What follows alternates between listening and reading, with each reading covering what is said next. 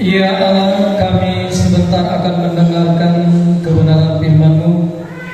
Sebelum hamba berbicara menyampaikannya, Engkaulah yang terlebih dahulu berbicara kepada setiap umat-Mu, supaya setiap kami yang merasakan kasih, kekuatan, perubahan, pembaruan dalam hidup kami mengetahui dengan benar itu semua karena Engkau yang bekerja.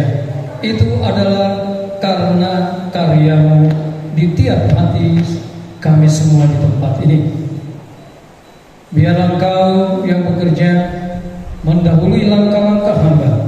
Dan hari ini layakkan hamba di dalam kuasa darah Anak Domba dan di dalam pengurapan Roh Kudus, iman yang bekerja oleh kasih. Biarlah mendorong hamba di dalam menyampaikan firman ini di dalam hikmat ilahi, supaya di dalamnya Engkau dimuliakan dan setiap kami semakin mengenal Engkau dan hidup kami pun semakin menyukakan hati-Mu. Terima kasih Bapa, dalam nama Tuhan Yesus. Haleluya. Amin. Kematian dan kebangkitan Kristus itu menjadi satu. Inilah berita Injil. Kalau Yesus hanya mati dan tidak bangkit, kita pun nanti mati dan tidak bangkit juga. Tetapi karena Yesus mati kemudian bangkit, itulah yang membuat kita beroleh kemenangan. Nah, apa itu kemenangan? Kemenangan itu apa? Berarti mengalahkan lawan, mengalahkan musuh, dapat mengalahkan rintangan-rintangan, problema-problema, masalah-masalah dalam kehidupan kita. Lawan atau musuh yang utama memang si jahat. Karena memang Tuhan berkata, musuh kita, peperangan kita bukan melawan darah dan daging, tetapi melawan pemerintah-pemerintah di udara, penguasa-penguasa di udara, penghulu-penghulu di udara, roh jahat di udara. Tetapi ketahuilah, si jahat itu memakai manusia, bahkan sering sekali memakai orang-orang percaya untuk melakukan siasatnya, taktiknya untuk mengalahkan kita, untuk membuat kita menjadi orang-orang yang kalah dalam hidup ini. Saya memberikan judul khotbah saya, kemenangan Kristus adalah kemenangan kita. Kemenangan Kristus adalah kemenanganku. Nah, ini saya mau membuat kita merenungkan ini. Yesus sudah menang. Itu artinya saya ingin kita masuk ke dalam sebuah kesadaran dan bahkan masuk ke dalam iman untuk menjadikan ini juga kemenangan kita. Kalau Kristus menang, berarti saya menang, kita semua menang. Tetapi di dalam statement hidup kita, ketika kita mendengarkan firman Tuhan ini, katakan, kemenangan Kristus adalah kemenanganku. Kemenangan Kristus adalah kemenanganku. Amin. Supaya ini menjadi iman yang timbul dan dikerjakan Roh Kudus di dalam diri kita, sehingga kemenangan Kristus, kebangkitannya dari antara orang mati, itu tidak sekedar pengetahuan atau sesuatu yang hanya kita rayakan pada saat Paskah, tetapi ini berdampak di dalam kehidupan kita sebagai orang percaya. Saya rindu itu yang Tuhan kerjakan pada pagi hari ini bagi kita semua di tempat ini. Karena kita tahu bahwa Kristus sesudah Ia bangkit dari antara orang mati, tidak mati lagi, karena maut tidak berkuasa lagi atas Dia. Perhatikan, ini berbicara tentang dua hal. Yang pertama, yang dikalahkan oleh Kristus adalah dosa. Amin. Kalau Yesus tidak datang ke dunia ini, kita tetap di dalam dosa kita. Kita tetap ada di bawah hukuman. Kita tetap akan menuju kepada kematian yang kekal. Tetapi ketika Yesus mati, Dia tidak kalah. Mungkin orang yang tidak mengenal dan tidak mengerti kebenaran, mereka akan berpikir, berarti kalau Yesus mati, ya Dia kalah. Masa mati? Masa kalah dengan si iblis? Perang kalah? Orang-orang yang tidak mengenal, mengerti kebenaran, mungkin berkata, Yesus Allah Tuhan orang Kristen itu kalah. Benarkah kalah? Karena obat dari dosa tidak ada yang lain kecuali darah. Kecuali darah, dan itu pun hanya darah satu pribadi, bukan darah orang-orang kudus, orang-orang yang telah dipakai Tuhan menjadi alat yang mulia di tangannya. Tidak, hanya oleh darah Yesus. Yang pertama, Tuhan Yesus menang atas dosa kita. Artinya kita tidak perlu lagi dihukum. Karena dikatakan apa? Upah dosa adalah maut. Amin. Kita tidak perlu lagi mengalami kematian kekal. Kita tidak perlu lagi takut terhadap akibat daripada dosa. Karena apa? Semuanya telah diselesaikan Yesus di kayu salib. Darahnya tertumpah dan tercurah untuk menyucikan, menguduskan, menebus kita, mendamaikan kita dengan Allah yang selama ini karena dosa terputus hubungan itu. Yesus menjembataninya dengan kematiannya, dengan darahnya yang tertumpah di kayu salib. Jadi kematian Kristus sebenarnya awal dari kemenangan Kristus atas dosa, awal dari kemenangan Kristus atas iblis. Iblis tidak tahu kalau kematian Kristus adalah sebuah kemenangan yang besar. Amin. Oke, yang kedua, kemenangan Kristus atas maut. Saya bacakan dulu 1 Korintus 15 ayat yang ke-54-55. Dan sesudah yang dapat binasa ini mengenakan yang tidak dapat binasa, dan yang dapat mati ini mengenakan yang tidak dapat mati, maka akan genaplah firman Tuhan yang tertulis, maut telah ditelan dalam kemenangan. Hai maut, di manakah kemenanganmu? Hai maut, di manakah sengatmu? Artinya kemenangan Yesus sudah menelan maut, mengalahkan maut. Maut tidak berkuasa atas kehidupan Yesus. Kehidupan Kristus tidak dikontrol dan bahkan tidak pernah dikuasai oleh maut. Kematiannya itu hanya menunjukkan penyelesaian dosa harus dilakukannya dengan mengorbankan dirinya terlebih dahulu. Karena korban Kristuslah, hanya darah Yesuslah yang bisa menyelesaikan dosa. Berarti apa? Kalau dosa sudah dikalahkan, kalau dosa sudah diselesaikan, masalah dosa telah dibereskan, berarti apa? Yesus menang atas dosa. Amin.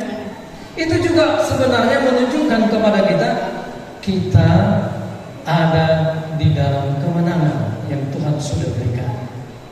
Amin.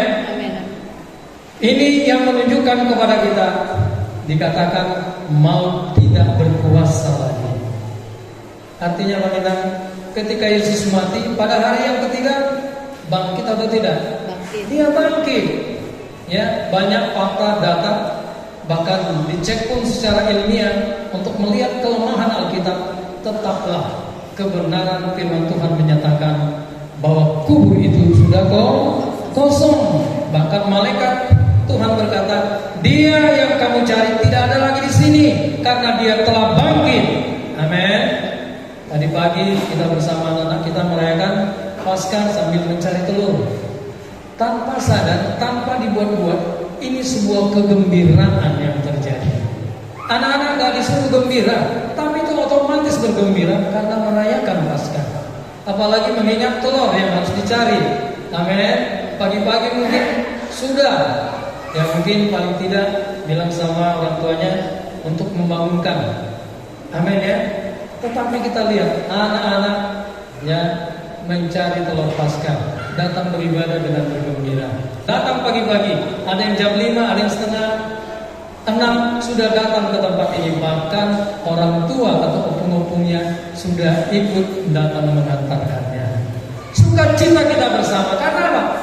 Karena Paskah.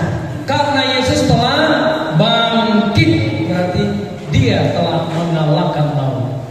Kematian tidak bisa menghambat Kristus.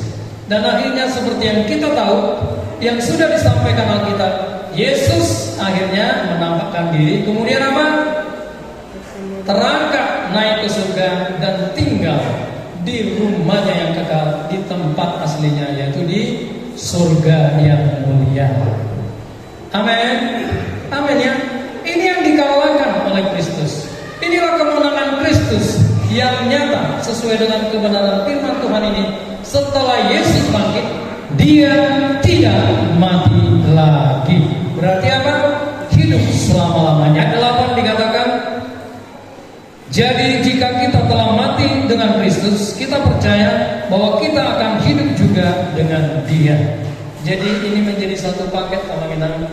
Kalau Yesus sudah mengalahkan dosa, mengalahkan maut, maka itu juga akan kita alami menjadi kemenangan kita. Amin. Kalau kita menerima kebenaran firman Tuhan ini, kalau kita mempercayai karya Kristus dengan iman, maka itu pun akan terjadi di dalam hidup kita. Yesus kembali ke tempat asalnya, yaitu surga yang mulia, untuk menyediakan tempat bagi setiap kita. 1 Korintus 15 ayat yang ke-57. Kalau sudah dapat, katakan amin. Oke, hitungan ketiga, 1, 2 ya. Tetapi syukur kepada Allah yang telah memberikan kepada kita kemenangan oleh Yesus Kristus Tuhan kita. Nah, perhatikan dengan baik. Tetapi syukur kepada Allah yang telah memberikan kepada kita kemenangan. Lihat, Tuhan memberikan kepada kita kemenangan. Menang atas dosa karena Yesus sudah mengalahkan dosa. Menang atas maut, kematian yang kekal. Kita juga menang.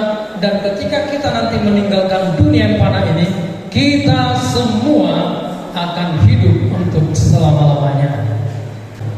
Jadi kemenangan saya, kemenangan kita semua atas dosa, atas maut, itu adalah kemenangan yang dianugerahkan Allah karena Yesus mau datang ke dunia ini, mati dan dibangkitkan bagi kita. Inilah yang menunjukkan kemenangan Kristus adalah kemenangan saya. Kemenangan Kristus adalah kemenangan kita. Saya mau hari ini kita mulai mengambil sebuah statement sesuai dengan judul yang saya berikan. Kemenangan Kristus adalah kemenanganku. Amin. Aplikasinya apa mengenai dalam kehidupan ini? Kalau Yesus sudah menang atas dosa dan maut, dan kita menang karena Kristus, itu artinya dosa tidak lagi memperhamba kita. Jadi ceknya sederhana mengenal. Ceknya sederhana. Coba kita cek kepada diri kita. Kalau kita masih diperhamba dosa, tanyakan diri sendiri. Apakah kita sudah mengimani dan menerima karya salib Kristus untuk ada dan terjadi di dalam hidup kita? Kalau masih diperbudak dosa, itu artinya kita belum menang. Kalau jatuh bangun, ya itu proses untuk menuju kepada kehidupan yang lebih kuat, lebih baik lagi di dalam Kristus. Amin. Tapi kalau diperhamba dan tidak bisa keluar, itu menjadi indikasi kemungkinan besar orang itu belum mengimani Kristus dan karyanya di kayu salib. Amin. Amin ya. Berarti masih diperhamba oleh dosa. Kemudian yang kedua, itu ceknya sederhana. Dengan menerima Yesus sebagai Tuhan dan Juru Selamat yang telah mati dan dibangkitkan bagi kita, apakah ada gairah di dalam diri kita? Apakah kita mulai hidup bagi Kristus? Apakah kita mulai hidup bagi Allah? Nah, ayat yang ke-11 dikatakan demikian. Demikianlah hendaknya kamu memandangnya, bahwa kamu telah mati bagi dosa, tetapi kamu hidup bagi Allah dalam Kristus Yesus. Saya rindu ini menjadi sebuah perayaan Paskah, ibadah Paskah yang membangkitkan kekuatan di dalam diri kita, yang mengerjakan transformasi di dalam hidup setiap kita. Amin. Maukah kita menanggapi ini?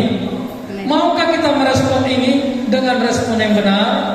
Maukah kita, sadarkah kita, dan hari ini minta kepada Tuhan supaya Tuhan Allah memberikan kepada kita iman, dan hari ini kita berkata, kemenangan yang telah dikerjakan Kristus itu dikerjakan di dalam diri saya, sehingga kemenangan Kristus adalah kemenanganku, kemenangan setiap kita.